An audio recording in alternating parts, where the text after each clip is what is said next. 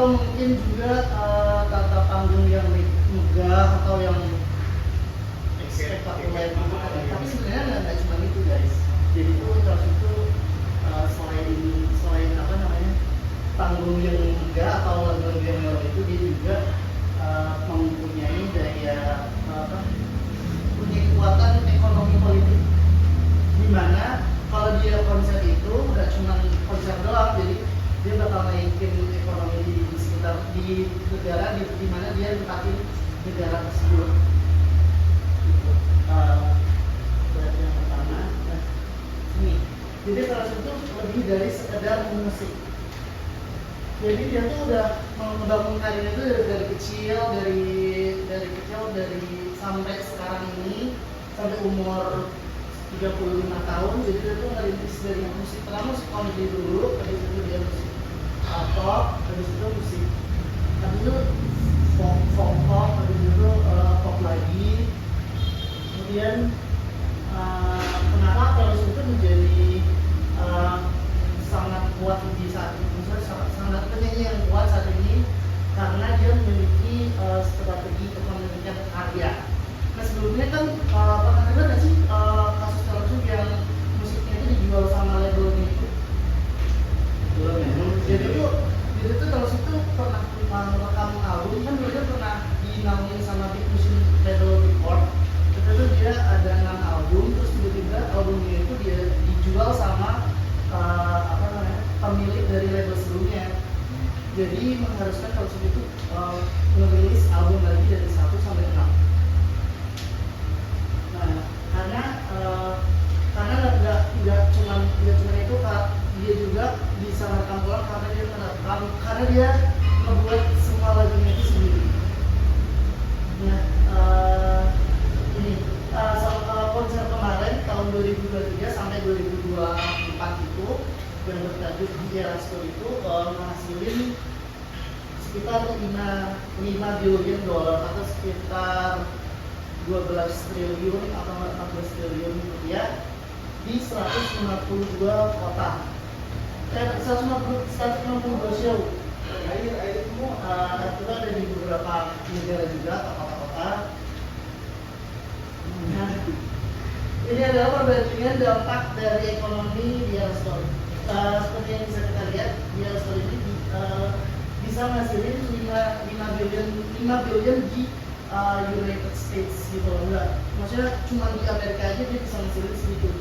Dia kelebihan dari Super Bowl di Tokyo Olympic 2020.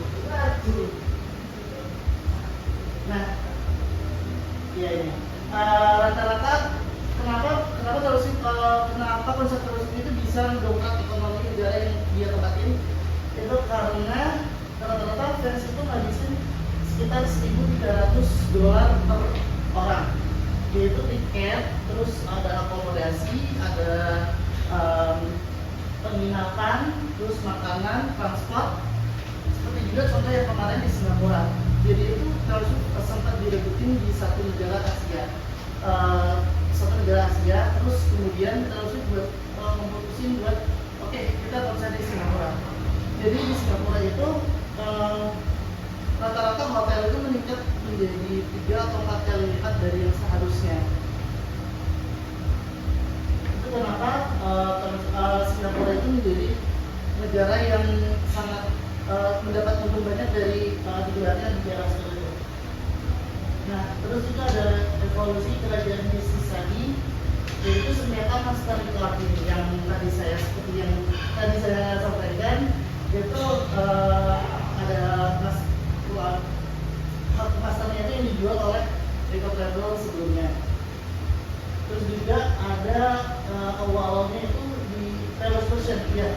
Pada tahun 2021 itu Taylor merilis album ulang itu yang pertama itu Fearless Taylor's version itu di tahun 2021, kemudian berlanjut sampai 1989 Taylor's version itu di tahun 2024.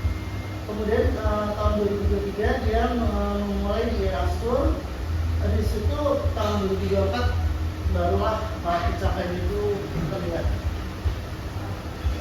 Nah, jadi di sini tuh kita bisa mengambil kesimpulan bahwa kesuksesan di industri kreatif saat ini itu menuntut lebih dari sekedar bakat atau seni, tapi kita juga membutuhkan kecerdasan strategi dan pemahaman dalam berbisnis. Terima kasih. Ada yang ada pertanyaan dari sini? Tidak sih. Cukup? Jelas Iya, juga tadi. boleh.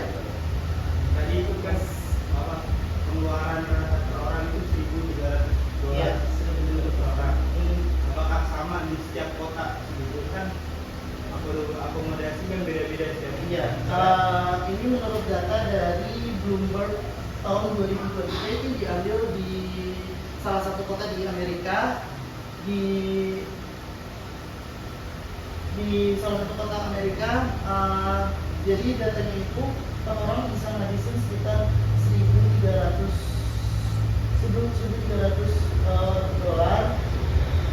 yang mana dia keluarin buat beli merchandise, baju atau jajan atau penginapan atau segala macam, transport seperti itu. Ya rata-rata segitu. Cuman kalau yang di Asia belum ada datanya sih. Iya, di Asia berbeda sih ya. Ya, tapi rata-rata kemarin hotel itu yang tadinya harganya 200.000 itu bisa jadi 2 juta di Singapura. Itu untuk hotel kapsul. Iya. Iya, sangat berpengaruh sekali. Ada pertanyaan lagi? Mas ya? Ada? Cukup? Ada? Kalau itu saya tutup dulu. Wassalamualaikum warahmatullahi wabarakatuh. Waalaikumsalam warahmatullahi wabarakatuh. Thank you, Mas.